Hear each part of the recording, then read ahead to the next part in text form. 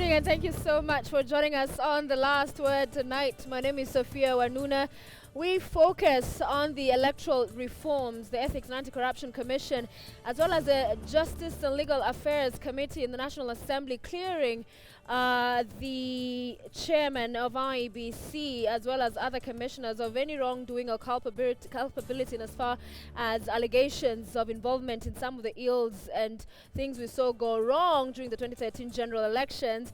However, the Joint Select Committee, which was recently put together, it's now started its work saying that it does not recognize that particular report. So definitely looking forward to the conversation we'll be having tonight.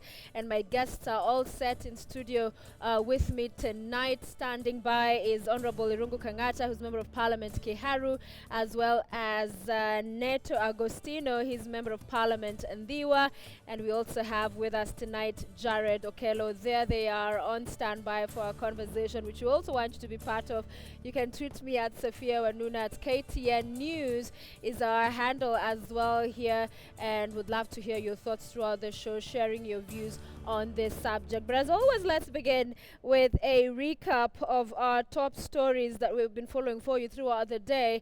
And we begin with Court Principal Moses Wetangula, who has now dismissed any possibility of his colleague Raila Odinga ever clinching the presidency in Kenya. According to Wetangula, given that Raila has given a shot at the presidency 3 times now without success, it is high time that Raila backed either him or the Wiper leader Kalonzo Musyoka. Wetangula maintains that Court is doomed to fail if they settle on Odinga as a presidential candidate again. In politics, there is the doctrine of diminishing returns. There is also the doctrine of voter fatigue. People vote for you, unapita, unaibiwa, unapita, unaibiwa. Wanaanza kufikiria ya kwamba hata tukipiga kura pengine, it will be the same thing. But that is not the reason why we want either I or Kalonzo or Raila himself to run. I believe that we need to change tact. We need to present to Kenya some freshness within our coalition. We need to present to Kenya some new ideas.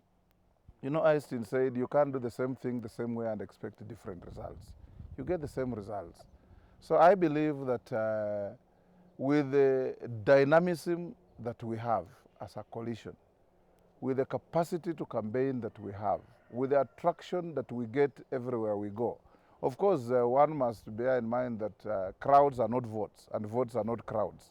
So we have to go much deeper than that. I believe that it is now time for our brother Raila, with all his dynamism and support that he enjoys, to make that as a backup to a fresh team that can be able to deliver, because it's better to be part of a winning team than to lose alone. It's better to be part of a winning team than to insist that it must be you and then you end up not winning. Saa hizi unaona ako Western, anajaribu kupatia chama cha ODM umaarufu. Umeona resistance iko. Hiyo resistance tu watu wamechoka na ODM. Hiyo resistance ni kwa sababu Weta yuko. Watu wanauliza mbona wamekuja bila Weta? Na uhusiano wenu iko namna gani? But this is time that we need to change, because you know politics is dynamic. The heroes of yesterday are not necessarily the heroes of today. And as Wetangula tore into Raila's 2017 chances, the ODM party leader was in Malaba in Busia County, where Raila said they will never again go the Supreme Court way if there is a problem with the results of the general election. The chilling statement came as the ODM leaders also insisted that they will not go to 2017 general election if IEBC chairman Isaac Hassan does not leave office. The party continues to accuse IEBC, which they claim is working in cahoots with the government to rig next year's general election. Nyinyi msiwe na wasiwasi, shikeni kura nyote watu yangu, mwe tayari ya kupiga. Siku hiyo nyinyi mpige, alafu nyinyi mwache sisi kule juu. Sawa? Haturudi tena kuambia nyinyi ati kura yetu imeibiwa. Hakuna kama hivyo. Sawa? Hakuna, tutaenda mbele pamoja. I want to tell Isaac Hassan, as the chairman of ODM, There is no election you will preside over in this country. No general election. We cannot allow Isaac Hassan to preside over any other election in this country. Now, a family in Nyeri is still in shock after police arrived at the hospital ward and arrested a woman just hours after she had delivered a baby. Police took away the new mother, leaving the infant on the bed. All this was after her employer suspected her of stealing from his shop. Monica Wamweru explains that excruciating labor pains got the best of her before she could complete the process of delivering the day's collection, some 90,000 shillings. She claims she gave the money to her fellow attendant at the M-Pesa shop, but because of her labor pains, she forgot to record the handover of cash. Sasa msichana mwenye alikuwa hapo kwa kazi, nikamwambia mimi pesa nilipeleka kwa ofisi na sitaweza kukuja juu niko hospitali. Hiyo ni ungwana kukujia mtu akiwa mgonjwa, mtoto asimami. Saa hiyo alikuwa ananipigia simu, alikuwa ananiambia sasa ana breed, hata anasikia uchungu. Right, the discussion topic today, the story that will set the stage for us this evening, and even as Raila Odinga demanded that IEBC chairman Isaac Hassan resigns before the next general election, Ahmed Isaac Hassan has said he will stay put. Hassan's sentiments came as the Joint Parliamentary Committee on Electoral Reforms continued receiving views from stakeholders on the fate of IEBC. Here's Muremi Mwangi with the details.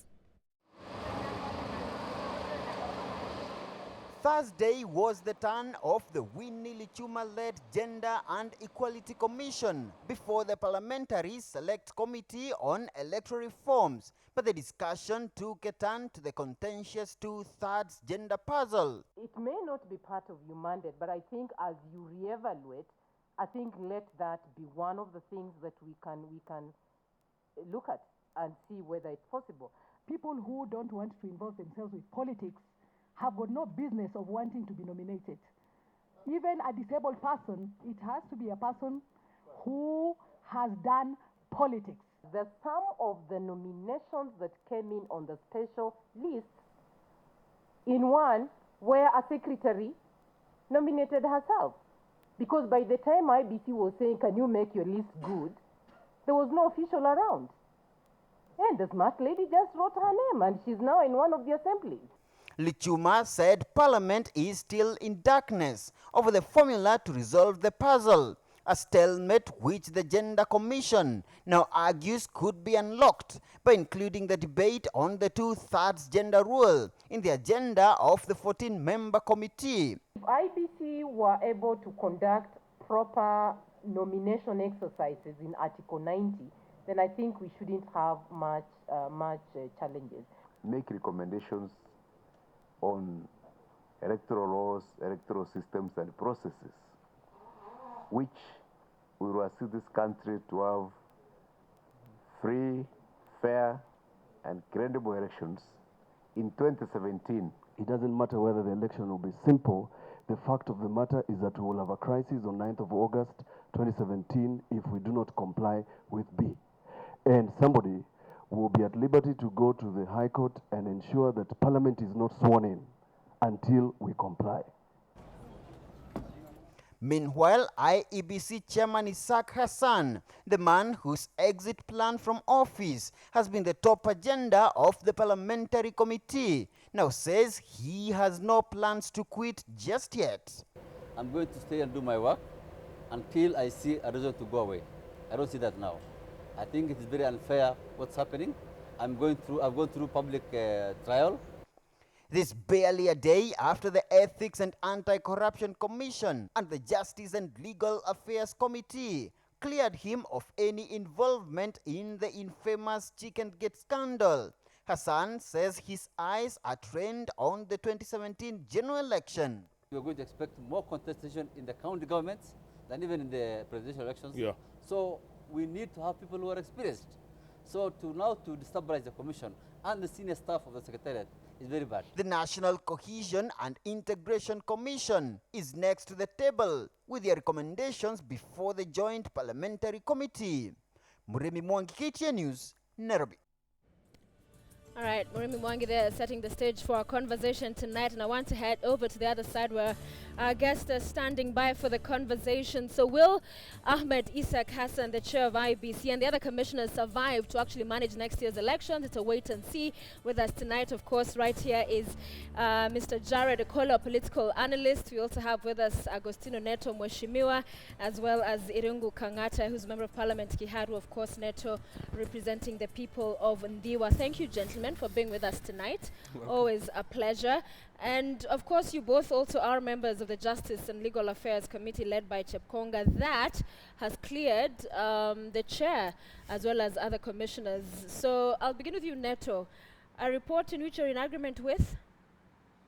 First, Sophie, is to say that the time that the committee was discussing this particular report, I stood de-whipped. So I didn't participate in the deliberations of that particular petition. So I am not bound by it, and I do not. De-whipped by whom? My coalition. I mean, the parliamentary standing orders say that a coalition could de-whip its members from a committee, and CORD knew that, for example, that the outcome of the Chepkonga-led committee at that time was not going to be one that was favorable to the aspirations of the Kenyan people. So I stood de-whipped, so I was not participating in the deliberations. But so all members of CORD. Was that? You're back now to the committee? Since yesterday, yes, after the report was sneaked in by the Kangata faction of the committee. Yes, so it's a report that we do not believe in, and as a coalition, I think we have agreed and we're opposing it. Just that it's not yet been debated at Parliament, and I think the parliamentary leadership has done a good thing by standing it down, so it's not even been debated, and it's not going to be debated until the outcome of the Joint Select Committee. All right, so it's being seen as a partisan part of the select committee, or rather the committee that is Justice and Legal Affairs, that has come up with this particular report saying that they've cleared the chair as well as other commissioners of IEBC, so not quite being welcomed by most. Not really. This petition was filed a long time ago, and it was considered by all members of the committee prior to the de-whipping of the CORD members of that committee. But then again, I agree the substance of that report was discussed in their absence. But be that as it may, they are minority in the committee. In fact, I think they are so few that indeed, even when they were de-whipped, the committee still had what we call a quorum. From Jubilee, all from Jubilee? Yes, indeed, from Jubilee Coalition. And the fact that it was discussed by the Jubilee Coalition, in my own opinion, does not make it something that should not be considered by the entire plenary. In any event, they will have their views heard and considered when we shall be discussing the merits and demerits of that committee during the plenary session. And don't you think this adds merit to those who argue that Jubilee is on the side of the commissioners and IEBC is currently constituted to stay put? No, you see, it was not our mistake which caused these guys to be de-whipped from the committee. It was out of their own volition, it was out of their own motion. So surely you should not be blaming Jubilee for this guy exiting from the committee. So therefore, in my own opinion, the report does not suffer any issues of legitimacy or otherwise. All right. Okello, what do you make of this? First, was it wise for CORD to ask its members not to participate in a parliamentary session because and parliamentary committee because in essence they're denying those who put them in that place to have their voice heard? Well, I think CORD has now ultimately been vindicated of any concern if there were. They've said that, you know, there were issues surrounding IEBC, and much of which operate on a wider mandate, and that could therefore could not be sufficiently handled by the Justice and Legal Accounts Committee. So when Affairs Committee, sorry. So when these issues did arise, in their own interest and in their own wisdom, they chose to withdraw their members from that committee. One fundamental concern they had was about impartiality and the way that that committee was going to treat Isaac Hassan and company, that every Kenyan knows have serious questions touching on their conduct pertaining to the 2013 elections. So when Chepkonga team now comes out to say that, you know, everybody is clean, as white as cotton, and there is no burden on their shoulders, then they fall into the prophecy of But it's CORD not as a just the coalition. Chepkonga, report that's saying that. You also have the EACC as well. Well, the advantage that people have with the EACC is that its report is not definitive. The report will still go to the DPP.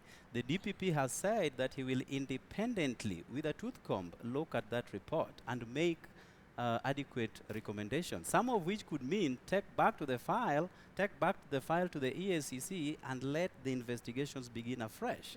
So if EACC was going to be the defining factor on matters IEBC and its conduct, then I think there would be less hope for the people of this country. Neto, you and the coalition accused of the Jubilee side of being partisan have already had, having had a position even before this process began. But the reverse could be argued of you who decided to stay out of the proceedings, that you were keen to ensure these commissioners were found to have done some wrong things and to leave the commission, so that even you had a definitive end you wanted. So both of you really, both sides, already determined on the matter. You know, the issue of IEBC, and now I'd like us to talk on the principles of law and the broad range principles without really looking at the parochial collision side. You know, the issue of IEBC has been contested by CORD for a long time. On the first instance, CORD did bring a petition through one of the activists that allied to CORD, and that particular petition suffered under the hands of the Jubilee committee. I was sitting in the committee at the time. Honorable Ringo Kangata was sitting with me at the committee at the time. And, you know, Jubilee members of parliament took a position that was really not a liberal position and defeated that particular petition. Now, it would have been foolhardy for CORD members of parliament to still also sanitize yet another petition, which we really knew already the particular outcome. You know, the issue of IEBC commissioners... But also, taking back to my question, sir, that you're also clear and keen on having a particular outcome as well. So both sides... The outcome is very clear. I mean, and the outcome is that... So then why interrogate the matters if the outcome is clear? You know, what we're working on right now is not whether the commissioner should go home. No, that is a given. Okay. What actually we are expecting out of the Joint Select Committee is what are the electoral reforms ought to accompany the commissioners going home. Because you see, as it stands, it is not just a question of the problem with the Kenyan election is not just a problem of the commissioners.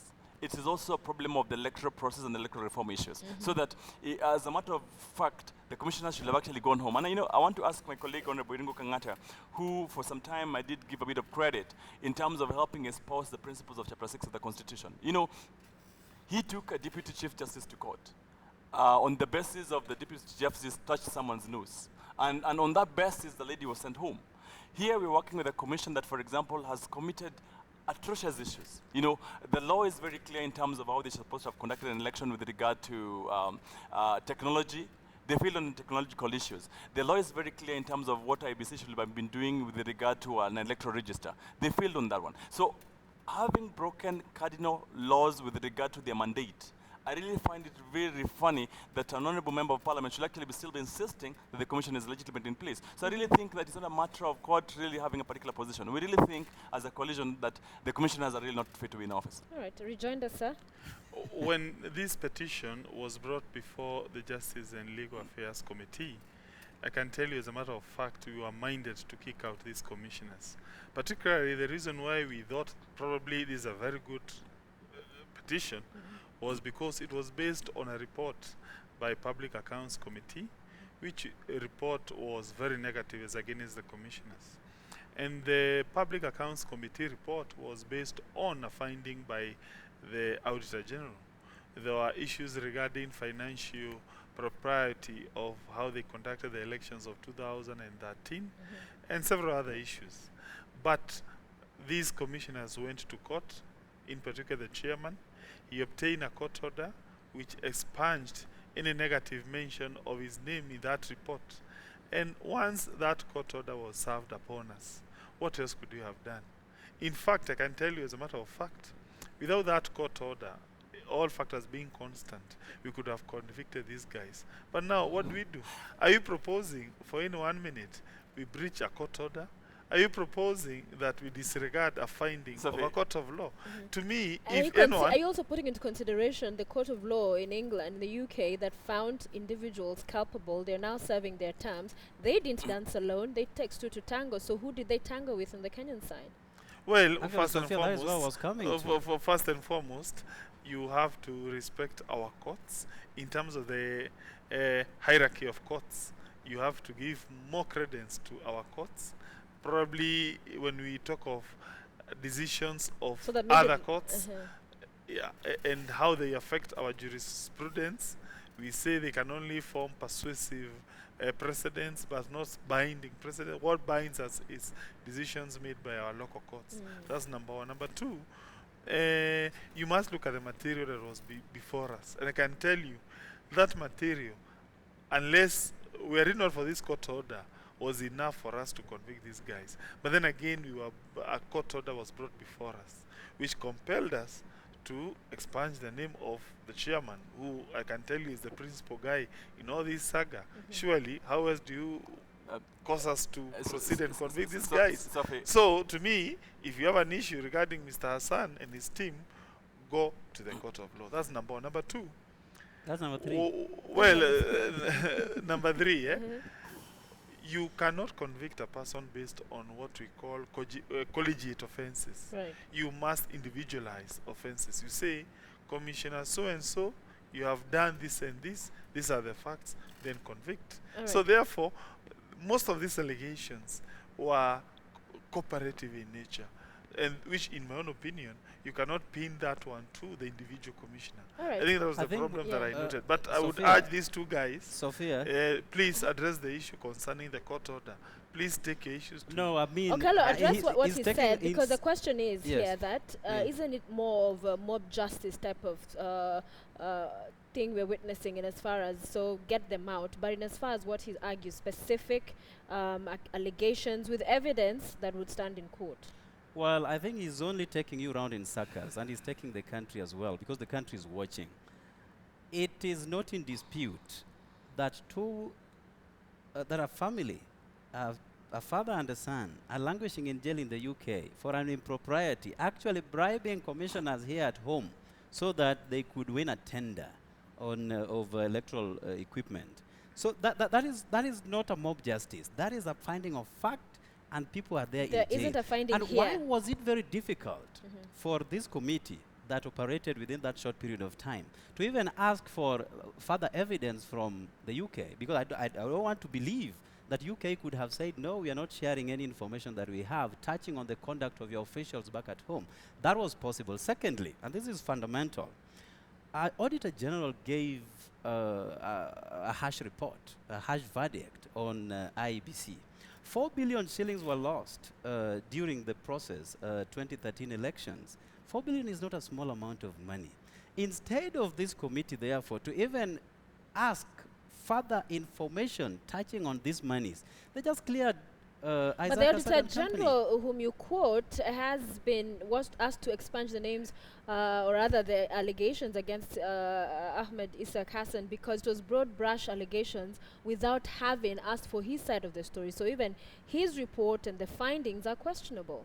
Well, no one gave him adequate amount of time to also take us through they are in those the particular same findings. building at Anniversary Towers, IEBC, and the Auditor General. There was not sufficient time to ask some questions. Well, that therefore falls under the purview of JLAC. It is not Isaac Hassan to go for the evidence. It is this Justice Committee to ask for further information that can indict those particular commissioners. You know, my colleague Iringu has said something which is very dangerous. He said that Parliament was stopped in its track of work via court order, which in his view should have actually stopped the interrogation. And we know one is a lawyer who believes in the principle, the doctrine of separation of powers. And you know, just less than 2 weeks ago, let's fast forward the case of my colleague Opia Wandai. There was a court order. and you know, the speaker was very categorical. The speaker said, you cannot check Parliament. We can only work on the basis of parliamentary standing orders and the basis of Parliament. Now, two, I do not think in any way, for example, if Parliament was in the course of making an interrogation, that because of a court order, you can then stop the tract of Parliament. what I was hoping that I was going to say, which is what I thought was a very good argument, was the fact that, you know, Parliament has not yet adopted the Parliamentary Accounts Committee report. You know, the Public Accounts Committee report has not been adopted by Parliament, which then really, if you want to rely on it as a document of Parliament, does not give you substantive grounding to use it as a document of Parliament. But to say that there's a court order that then stopped us in terms of investigating it, I think it's not fair. Number two, even if it were true that, for example, there was a court order that was not asking us to look into the issues of Isaka-san, the JLAC committee had no business then whatsoever trying to engage in the petition, because then it was a fait accompli at the first instance. But the third thing, there was already a joint select committee. And you know, I've listened to my colleagues today argue something which is very worrying. Article 124 of the Constitution that sets out the standing orders of the National Assembly, which creates the Justice and Legal Affairs Committee, also in its section 2, 124.2, creates the fact that Parliament can form joint committees of the Senate, joint committees of the Senate and the National Assembly. This is what has happened, that there's been a creation of a joint committee of the Senate and the National Assembly to look into the issue of IEBC. And you see, this particular committee is not narrow in its purview, in the manner of the JLAC petition, that this particular committee is supposed to be looking at overarching electoral reform issues, so that JLAC would have been fair to agree and wait, and I'm happy Parliament has done that. You know, Parliament has actually said, let's extend the period of debate of the JLAC report to a period of 30 days, so that at least we wait for the report of the joint committee. In that view, I think Parliament took leadership as opposed to what the JLAC committee did. So I really think that, let us be fair, JLAC was working under some very interesting powers, and I really think Irungu should actually be honest. So Irungu JLAC also, the joint select committee of both houses of Parliament dismissing your report of absolving the chair, and also they're saying that now you should submit your report to them as one of the many considerations they will be looking at in this process. Do you agree? First, before I reply to your question, allow me first to correct some omission or distortion that my colleague has just told the nation. First and foremost, today, our chairman of this committee tabled the ruling by Justice Elena Ola on this issue. When you look at the court order that was obtained by the chairman of this commission, you will see very clearly it was not aimed at the National Assembly. It was aimed at the Auditor General. And therefore, we are not saying this court order stopped us per se.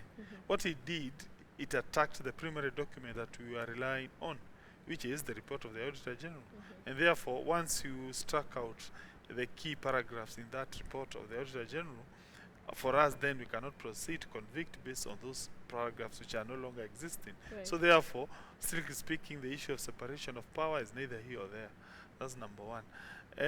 As to your question, the relationship between this committee, the so-called joint committee of Senate and National Assembly, and the committee of and our legal committee, in my own opinion. What do you mean the so-called? You don't recognize it? Well, I do recognize it, but I strongly believe this new committee is problematic, in my opinion. First and foremost, it is purporting to do things which are supposed to be under the purview of our committee. It is trying to overtake and override that which we do day in, day out. And that's number one. Number two, after they are done with their report, after they come up with all those recommendations and whatever, all those things are going to be brought before our committee. So essentially, if you were to look in terms of superiority, I strongly believe ours a superior committee, because I can tell you, no, sorry, you are going to have your time. The question is, fine, they come up with a report. That report needs probably some, it is going to propose some changes to the law. Who is going to discuss that report? It is But us. the reason why we got to the place we have a joint select committee is because there wasn't faith in your committee. And even look, some members left, and now it's just seen as a jubilee report in as far as justice and legal affairs are concerned. So this is a committee that was brought together by virtue of consensus to bring to us stop the protests that were being witnessed, to ensure that the country can get a system that is agreed by all parties. Surely, to say that is not recognizable. The joint select committee. Well, the point is, I agree. It is a committee that came at. It is a committee that was brought in by what I can say, violence.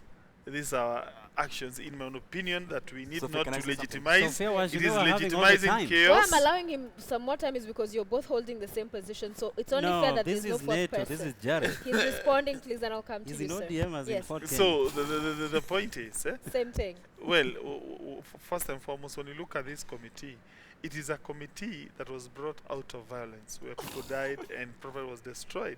Be that as this may, it is there. Number two, Okay. ultimately, its activities are going to be brought before the National So Assembly. you're saying even when that comes before you, you're still going to maintain your initial position? Well, of course, we shall look at the merits and demerits of that report. I can tell you are very independent. Sophia, We are very qualified persons to be in that committee. Sophia. But I can Alright. tell you, we shall not agree to a game of musical chairs by Okay, lo. my Sophia, colleagues. today they are being unfair to me. They are taking all the space, but I understand they are honorable members. No, they're not and being they are in unfair to suits, you, so sir. we have to respect that. But this is fundamental. The Joint Select Committee was crafted under very difficult circumstances. People were literally on the streets demanding for removal of IEBC commissioners. Upon all those things that surrounded these issues, the Joint Select Committee was created in order to address not just free and fair elections, but it was given a wider mandate that the jailer cannot have. One of which is look at the entire electoral process, resources if a lot need to be allocated, and also the equipment that should be deployed in order that we have a free and fair elections. So these are issues that jailer could not, in its own mandate, handle. So he cannot just trash the Joint Select Committee and say that JLAC is now superior than the other one that has been through a bipartisan agreement.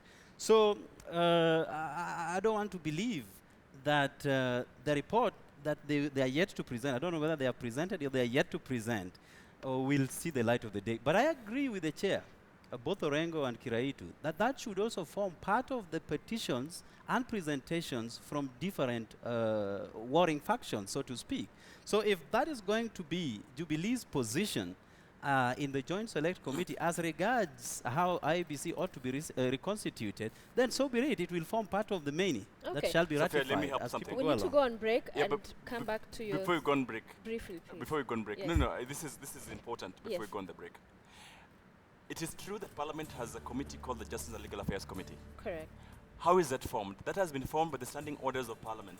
Where do you get the standing orders of Parliament? Article 124 of the Constitution. Okay.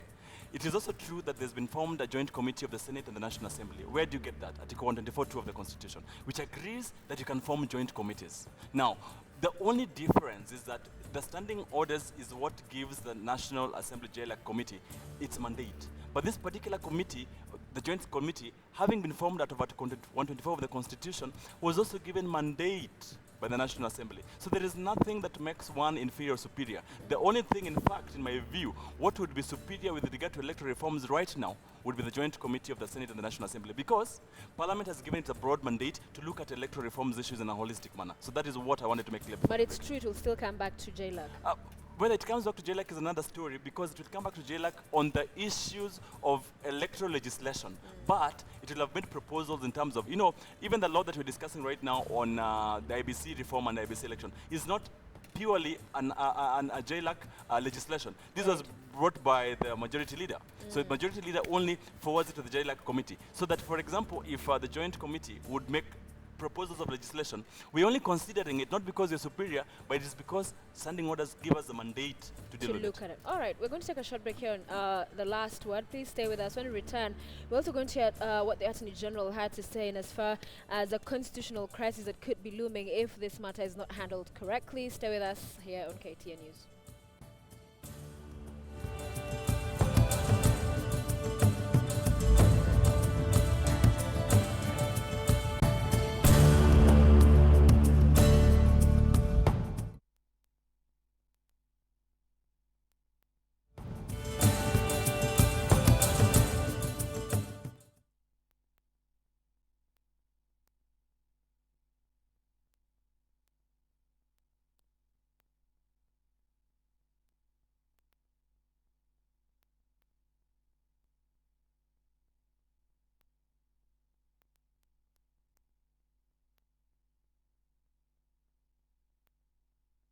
sports outlet as well. Yeah.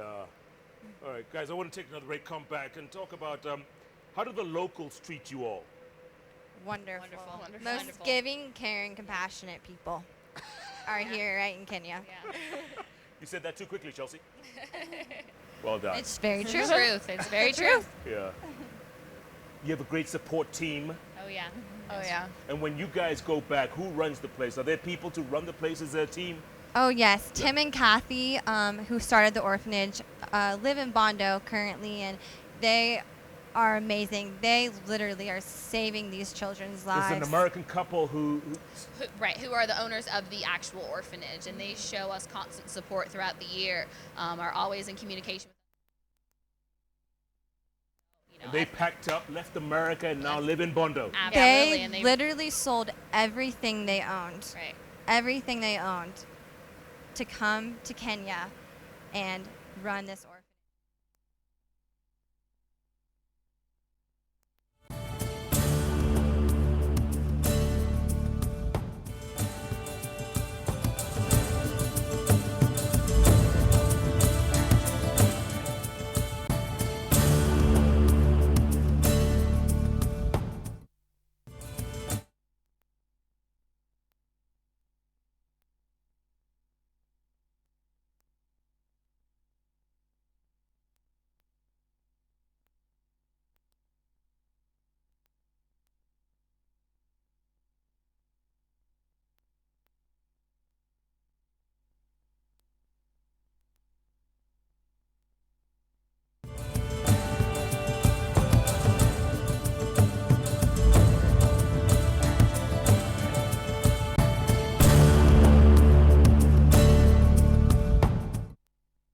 Honorable Mr. Justice Kriegler, who came to study our electoral system after the problems that we had in 2008, recommended that ideally the Electoral Commission should be in place 24 months before the election. Now, we don't have 24 months. If we have a new electoral commission after within the next 90 days, we will have reduced the period of preparation to 9 months, I think. Now, it is up to you, Mr. Chairman and members, to cogitate over this issue and determine whether that is sufficient time.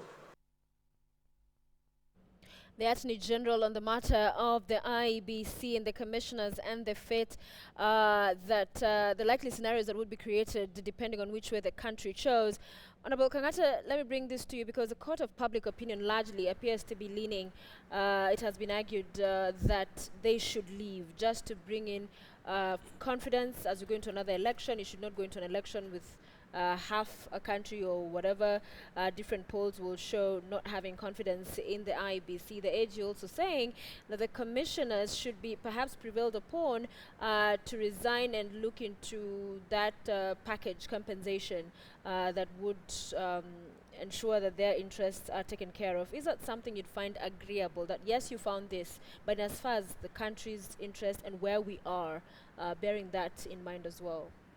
Well, from where I sit, they can go. There's nothing much we as Jubilee we can lose by them going. But the caution remain.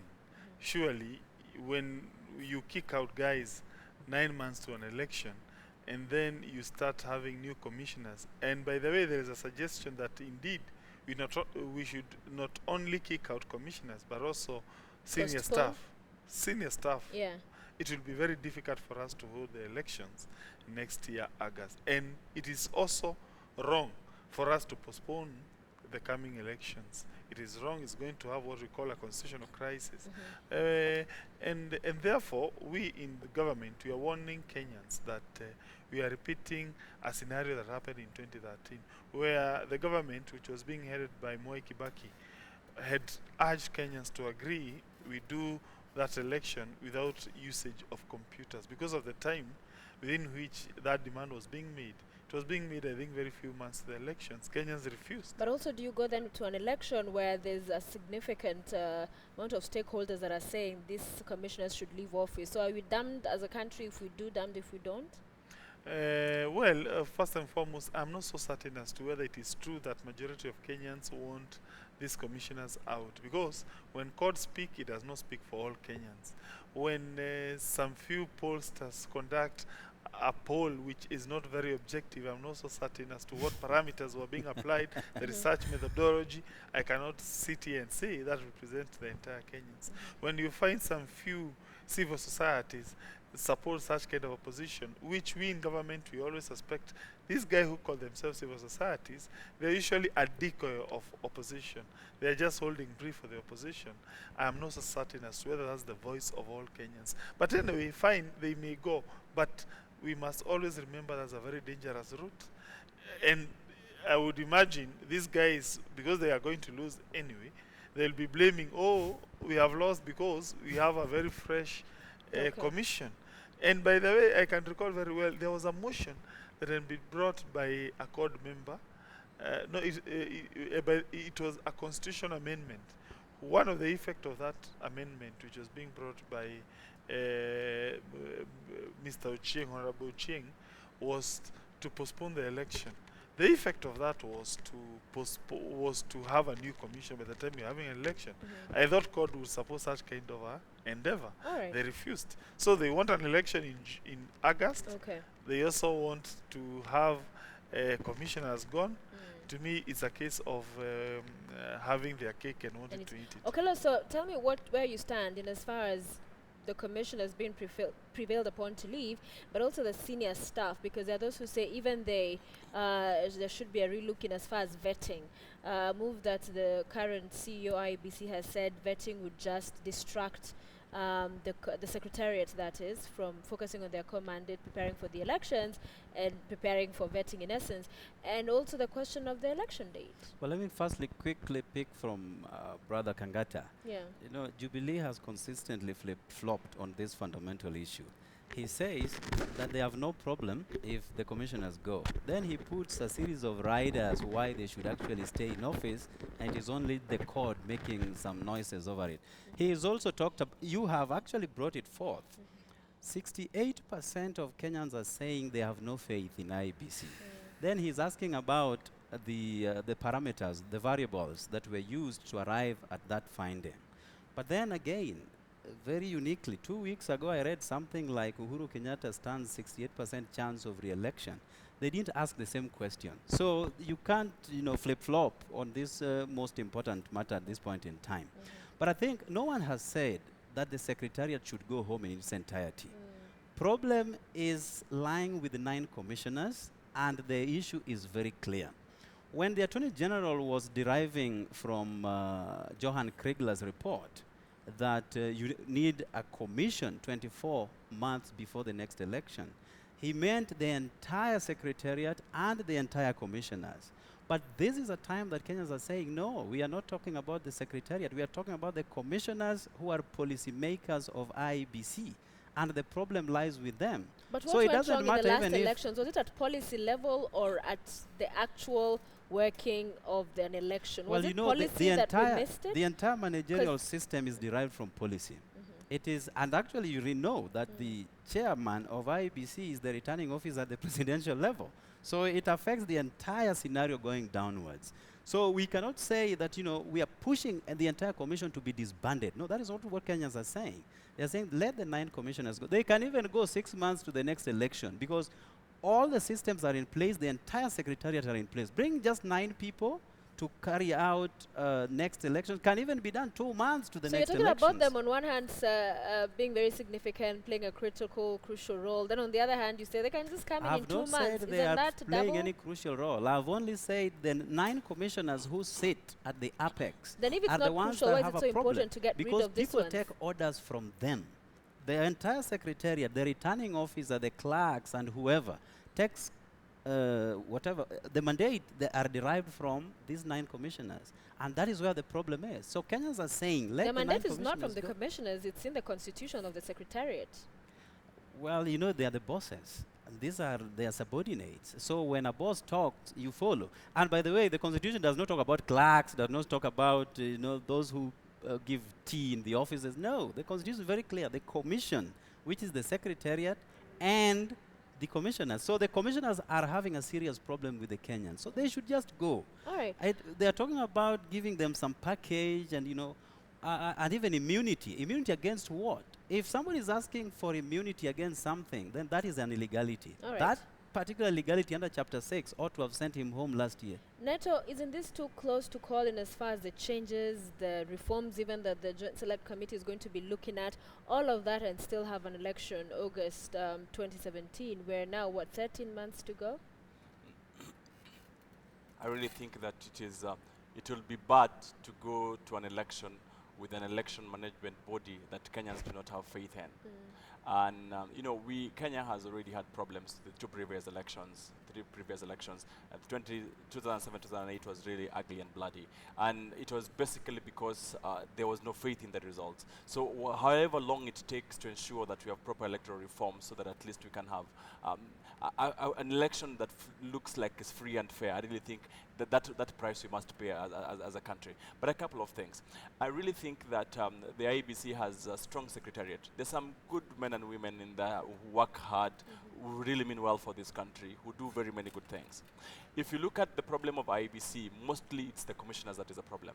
If you look at what the last CEO Oswago has, for example, you're impressed upon to do tenders, to give deals by a commission that now because you see the commissioners do not put pen to paper on issues of contracts. It's the CEO and the secretariat. But you see, if you have a group of commissioners who are fairly very idle, because in terms of policy issues, they're not supposed to be in the office all throughout the day, but they're already there every day hanging over you like bad breath, Then they force you to do bad things like they force Oswago to do, and now they're saying, in terms of capability, the chairman, for example, had these companies that the ones who were closely allied to them that were mentioned in tenders. So these are not secretariat issues, but secretariat issues, the secretariat are employed by the commissioners. So you have a problem, for example, yes, the secretariat then has a problem because you're the people who gave you the job wanted to do the things in a particular way. But the third thing, yes, it is true that it might be too close to have fresh commissioners, but I really think that is the reason why we had a joint select committee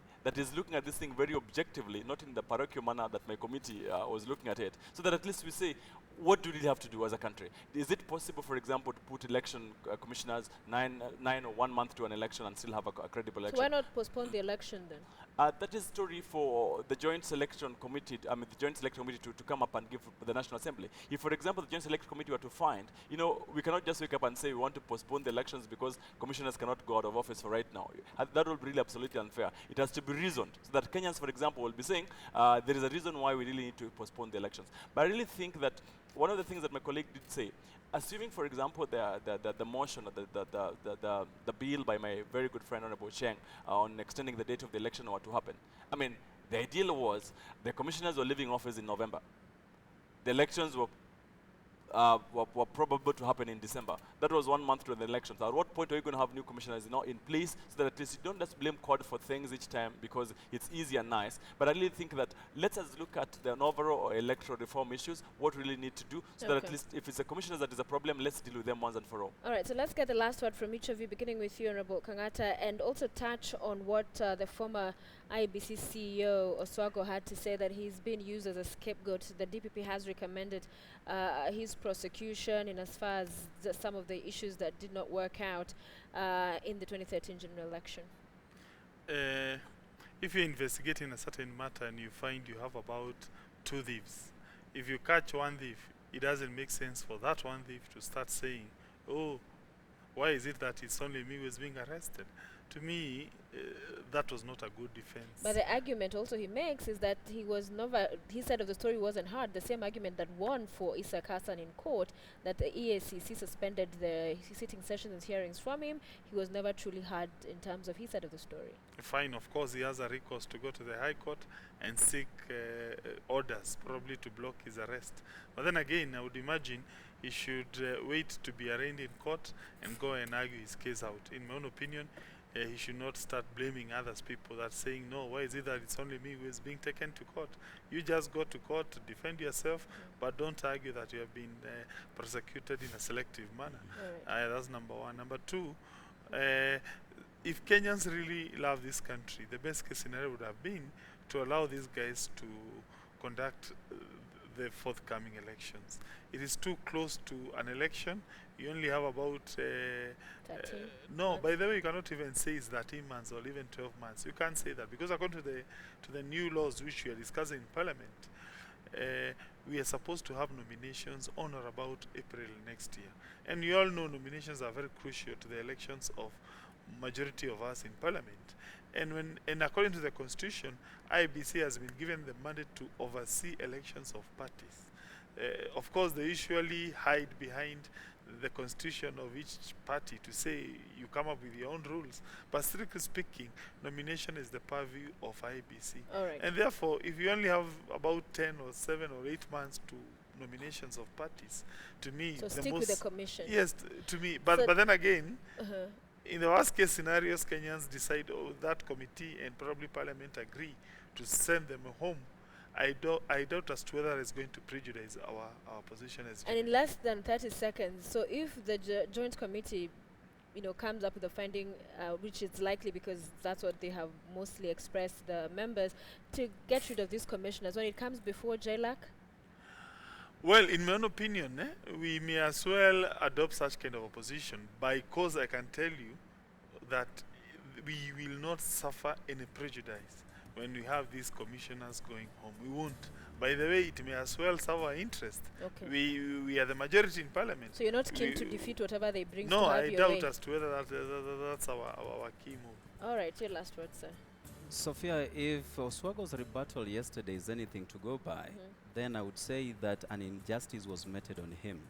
If he did appear before EACC, together with his lawyer, and certain issues were raised on the procedure, and his lawyer was asked to do it in writing, and he did, and there was no response from EACC, and he did a reminder twice, not once. They never got back to him, only to now come out in public to say that they have recommended prosecution against him. So I think under Article 50, somebody cannot be condemned unheard. If that is what they did, then that is very wrong. But EACC is known for only handling Mickey Mouse cases. Why does it become very difficult for them to indict somebody who still sits in office like IEBC commissioners and take them to jail? So they find it very easy to only deal with small fishes who are actually out of public office. Okay. And that is very wrong. Finally, I think speed is of essence at this point in time, both to the joint committee and to the people of Kenya who are presenting petitions and presentations before it. Time is running out. We only have 282 days to the next election. Something must be done now and must be done urgently. And if IEBC commissioners were clean as they would want us to believe, they will just tender their resignations and go home and rest. But they know that as soon as they do so, under the prevailing circumstances, EACC will be on their case again, and now it will be like Oswago is clean and they are very dirty. All right, finally, Neto. Sophia, I'd like to say 3 things. One is the fact that you do not need any evidence to ask the commissioners to go home. The law in Article 73 of the Constitution is very clear that a public officer shall be one that brings confidence into the office and treats the members of the public with respect. I'm also sure that the commissioners give us any faith in their office, and I'm also sure they treat us with any respect. If at all the law were to be followed clearly, I really think they have basis to go home. And even if we were not to follow the law clearly, Jubilee has already set the precedence. In the case of the EACC commissioners, they sent away my very good friends, Mumo Matemu and Mercy Kaino, very unceremoniously, not following the law. So I really think there's nothing so special about the IEBC, even if the law were not to be followed. That's the first thing. No, there was a petition. But the second thing, that's neither here nor there. There's been a petition in this one which you've defeated twice. The second thing that I'd like to say, there's no evidence in the other one. All right. The second thing I'd like to say is that I really look forward to proper electoral reforms being proposed by the Joint Committee. And in fact, for some of the things I'm looking forward to is if they can tell us, for example, to have a truncated election. You know, the IEBC on its own motion has said, for example, that they find it very difficult to organize all the 6 elections in one particular day. So that even if the new commission were to come in place, even if this particular commission was to be in place itself, they've already said out of their own evaluation that it is very difficult to conduct an election of all 6 people together. The third and the last thing I'd like to say is that Kenya needs to look at a different electoral system. Maybe proportional representation as a way of going forward would be a good thing, because Raila's 5 million votes would make more sense in a proportional representation system. We'll not be having a tyrannous system of government like what we have right now. Raila got 5 million votes legitimately, and Uhuru is alleged to have gotten 5 million votes something, 5 million something. You know, in a proportional representation system of an election, those votes would count, would make sense, which CORD will be having... so that would translate to what? Yes, that's what I was about to explain to you. That would translate into, for example, the National Assembly having 49% CORD and 51% Jubilee. You will not then have a tyrannous parliament in the manner that we have, so that even these little things of whether it's a select committee or the jailer committee, that will have been dealt with. Okay. But lastly, that was the last. Very lastly, yes. I really think that we really need to look at the construct of our governance system. I do not think, for example, that the presidential system of in Kenya works very well, especially in an African country. We really need to consider better still go back to the parliamentary system that we had. All right, and definitely they're agreeing with what the IEBC chair has said in the past about staggering the election. So we will see. At least you agree with him on that one. Yes. I do not want to be seen to. No. I mean, on the motion, they actually said it is difficult to conduct 6 elections in a day, which is a good thing, which I'm hoping that the Joint Committee could also make as part of the proposals. All right. Yeah. Thank you, gentlemen, for being with us. Honorable Irungu Kangata, Kiharu Member of Parliament, Ndiwa MP, Agostino Neto, and of course, Jared Okello, politician, and Ford Kenya. In Ford Kenya, you're seeking an elective seat. Which one? Next year? Parliamentary. I'm joining them. You're joining them? Only if they make it back. But he's coming to ODM, eh? He's not longer in, he's no longer Ford Kenya. You're not going for That governor? is him talking. That's not me. I'm going to be Member of Parliament. And 2012. Irungu? Irungu is going for senator. And no, well, no. Conversation for after the show. But Senator, we wish you the best. You must never see me coming. All right, thank you for see watching me there. The Last Word. Have a good night. We'll see you next week on The Last Word. And tomorrow for news at 1. KTN's News Desk. Have a good night. Who's not?